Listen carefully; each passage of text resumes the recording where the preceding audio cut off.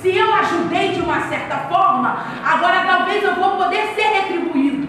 Se eu ajudei, agora eu vou poder pedir algo em troca. Então o texto diz que Davi, ele vai separar 10 jovens e vai pedir para que 10 jovens fossem direcionados até Nabal. Só que o texto diz que assim esses 10 jovens vão se direcionar até a localidade, até falar com Nabal. E quando ele chega e fala com Nabal, aleluia, Nabal vai virar e ainda vai se fazer de desentendido.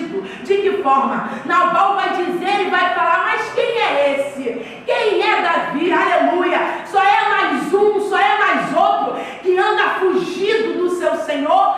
Igreja, isso mexe comigo, sabe por quê? Porque a gente vê um homem, a gente vê alguém que podia fazer o bem, que tinha, aleluia, condição de repartir o pão, que tinha condição de alimentar os necessitados, que tinha condição de alimentar aquele que estava faminto, mas ele preferiu agir como egoísmo, ele preferiu agir com arrogância, com presunção. Oh, aleluia! Mas entenda comigo, aleluia, muitas das vezes nós temos esse comportamento, a qual foi o comportamento de Nabal. Como assim, Andressa? Melhora isso para que eu possa entender, aleluia. Nabal, quando vê alguém necessitando, ele vai usar, aleluia, a luta, a guerra, o processo que Davi estava passando. Como assim, aleluia? A gente conhece o processo a qual Davi estava passando. E qual era o processo? Davi estava nesse momento fugindo, aleluia, pelo deserto, aleluia, de Saul. Mas por que Davi estava atravessando esse momento, irmão? Era processo, era preparação, porque Davi tinha que sentar no trono e Deus estava forjando Davi, aleluia. Eu já quero liberar algo para você nessa noite. Às vezes a gente não entende, às vezes a gente não compreende, mas primeiro é necessário a gente passar, aleluia, na dor, aleluia, no deserto, para ser forjada, para ser forjado, para alcançar lugares altos. Eu não sei se tem alguém aqui nessa noite que tem enfrentado dor, que tem enfrentado luta, que tem enfrentado guerra, mas Deus me trouxe aqui para dizer, mulher, suporta, porque isso é só uma fase. Mulher, suporta, porque logo, logo, logo isso vai passar.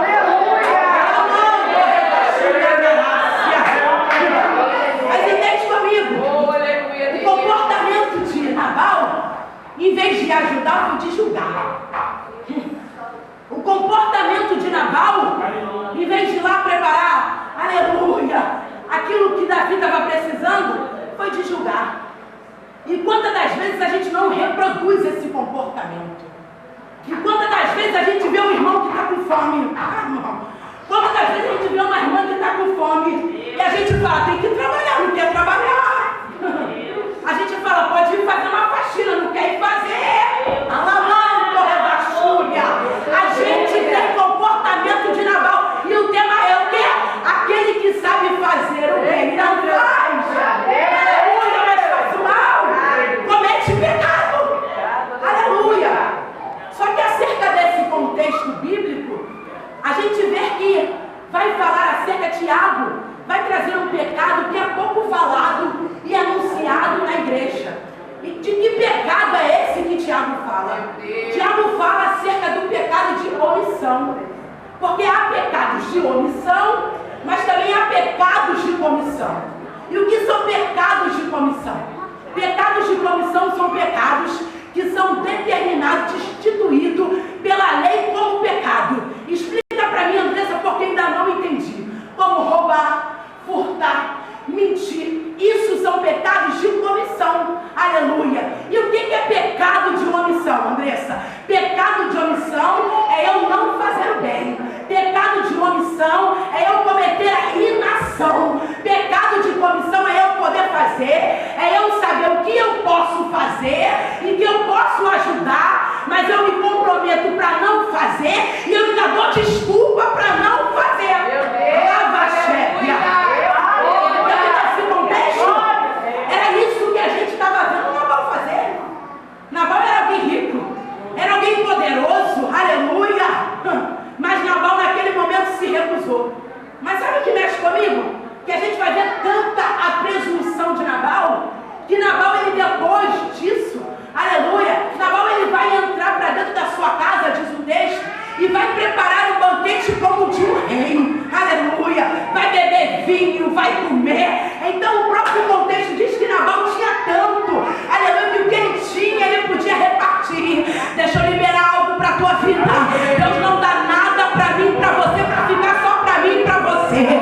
Tudo que Deus dá demais para mim e para você é para que você saiba repartir, é para que você venha ajudar, é para que você venha compartilhar. Andressa, eu não estou entendendo, eu vou melhorar. Deus me deu uma boa oratória, então ora pela igreja. Andressa, eu não estou entendendo, Deus me deu uma voz bonita, então canta para as nações.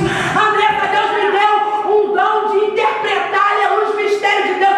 Então se permita, aleluia, ser usada e usado pelos mistérios de Deus.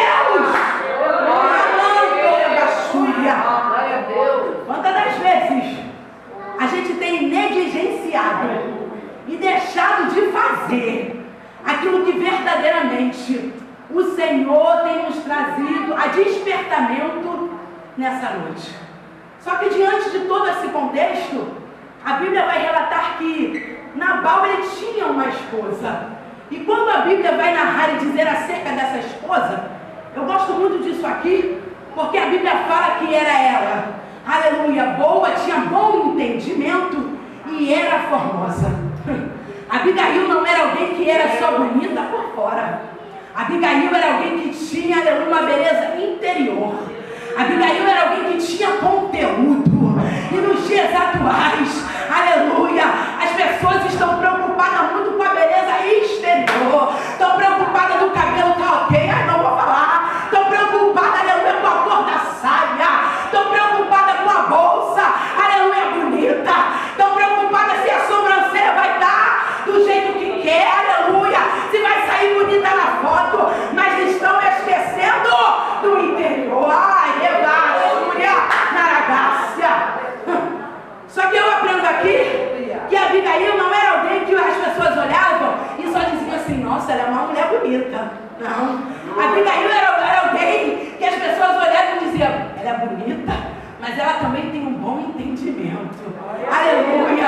A Abigail não era conhecida só como um produto. Ai, irmão, quantas mulheres são conhecidas como um produto? E nesse tempo chamado hoje, aleluia, o Senhor está em busca de mulheres que tenham conteúdo, irmão. Mulheres agora que têm joelho no chão, mulheres que têm boca no pó, mulheres que jejuam, mulheres que buscam pela casa, que se santificam, aleluia, para o reino e que exercem o chamado com prontidão. Aleluia. Só que aí percebe comigo, o texto diz que ela era Abigail e era mulher de Nabal e ela tinha essas qualidades. Então, dentro desse contexto a qual eu disse e falei, quando Davi recebe aquela notícia essa que veio de encontro para ele com o que Nabal tinha feito, porque Nabal tinha feito ele como se ele não fosse ninguém, tinha desdenhado, tinha dito, quem é esse? Era só mais um que foge do seu Senhor? Davi, quando escuta isso, fica irado. E a gente sabe que Davi era homem de guerra. A gente sabe que Davi era homem de peleja e de batalha. Davi prontamente fala para os seus homens, peguem a espada, porque vou eu resolver isso agora desse jeito. Aleluia. O texto diz que Davi pega 400 homens e vai para a guerra. Mas olha como Davi tinha sabedoria.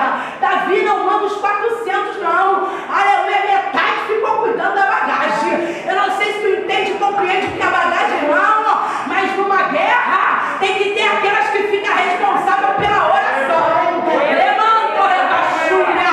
Ai, rebaixa. Todo mundo quer reger. Todo mundo, aleluia, quer dirigir. Todo mundo quer cantar. Todo mundo quer ter oportunidade. Mas o Senhor nessa noite está chamando para o compromisso. Cadê aquelas que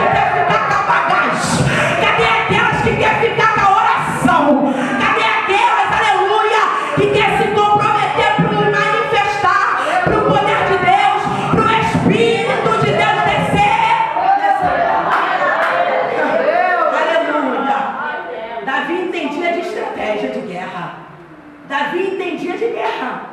E Davi entendia que nem todo mundo estava preparado para estar na frente, irmão. Que tinha gente que o lugar era ficar com a bagagem mesmo e estava tudo bem. Vai no dia de hoje falar que alguém vai ficar com a bagagem para você. Aleluia! Só quer botar a guerra em cima de mim? Só fico com a luta? Só fico com o pesado? Irmão! Mas entenda aqui, glória, cada um foi chamado, aleluia, para uma coisa. E aquele que foi chamado, aleluia, para pregar, que pregue. Aquele que foi chamado para servir, que serve. Aquele